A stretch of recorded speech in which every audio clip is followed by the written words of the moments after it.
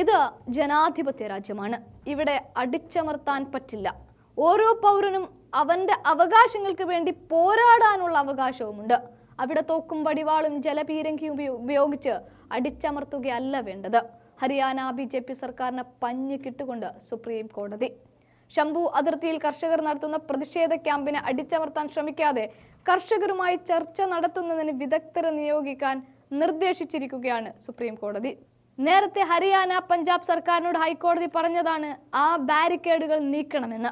എന്നാൽ അത് ചെവികൊള്ളാതെ സുപ്രീം കോടതിയിലേക്ക് നീങ്ങുകയായിരുന്നു ഹരിയാനയിലെ BJP സർക്കാർ. എന്നാൽ സുപ്രീം കോടതി ആഞ്ഞടിക്കുകയായിരുന്നു. അവർ കർഷകരാണ്, രാജ്യത്തിന് അന്നമൂട്ടുന്നവരാണ്, അവരുടെ ആത്മവിശ്വാസം കെടുത്താൻ പാടില്ല. പകരം വിദഗ്ധരായ ആളുകളെ നിയോഗിച്ച് കർഷകരുമായി ചർച്ച നടത്തണമെന്ന് പറഞ്ഞ കോടതി ആരാണ് ഈ വിദഗ്ധ സംഘത്തിൽ വേണ്ടത് എന്നും സൂചിപ്പിക്കുന്നുണ്ട്. അത് കമ്മിറ്റിയിലേക്ക് നിഷ്പക്ഷരായ വിദഗ്ധർ എന്നാണ് അടിവരയിട്ട് പറഞ്ഞത്.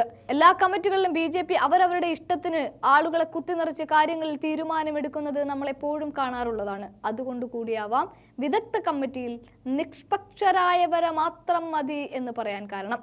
ജനാധിപത്യ വ്യവസ്ഥയിൽ ജനങ്ങൾക്ക് അവരുടെ ആവലാതികൾ പ്രകടിപ്പിക്കാൻ അവകാശമുണ്ട്. ജസ്റ്റിസുമാരായ സൂര്യകാന്ത്, R മഹാദേവൻ എന്നിവരുടെ ബെഞ്ചാണ് ഈ വിഷയത്തിൽ കൃത്യമായി ഇടപെടൽ നടത്തിയത്. കർഷകരെ അടിച്ചമർത്തിയതിന്റെ പേരിൽ പുരസ്കാരവും പാരിതോഷികവും പോലീസുകാർക്ക് നൽകാനായി ഒരുങ്ങുകയാണ് ഹരിയാന BJP സർക്കാർ. അവിടെയാണ് സുപ്രീം കോടതി പുരസ്കാരമൊക്കെ കൊടുക്കാൻ വരട്ടെ, കർഷകരുടെ ആത്മവിശ്വാസം വർദ്ധിപ്പിച്ചേ മതിയാവൂ എന്ന തരത്തിൽ സുപ്രീം കോടതിയുടെ ഇടപെടൽ വരുന്നത്. ഫെബ്രുവരി 13 മുതൽ കർഷകർ ശംഭു അതിർത്തിയിൽ ക്യാമ്പ് ചെയ്യുന്നുണ്ട്. തങ്ങളുടെ ആവശ്യങ്ങൾ ഉന്നയിച്ച് ഡൽഹിയിലേക്ക് മാർച്ച് ചെയ്യാൻ ശ്രമിച്ച കർഷകരെ പോലീസ് തടഞ്ഞിരുന്നു. തങ്ങളുടെ ഉൽപ്പന്നങ്ങൾക്ക് മിനിമം താങ്ങുവില ഉറപ്പാക്കണമെന്നതടക്കമുള്ള ആവശ്യങ്ങൾ ഉന്നയിച്ചാണ് കർഷക സമരം നടത്തുന്നത്. ക്രമസമാധാന പാലനം ഉറപ്പാക്കണമെന്നും ഹൈവേ പഴയ നിലയിലേക്ക് പുനഃസ്ഥാപിക്കണമെന്നും പഞ്ചാബ്, ഹരിയാന ഹൈക്കോടതി ജൂലൈയിൽ ഇരു സംസ്ഥാനങ്ങൾക്കും നിർദ്ദേശം നൽകിയിരുന്നു.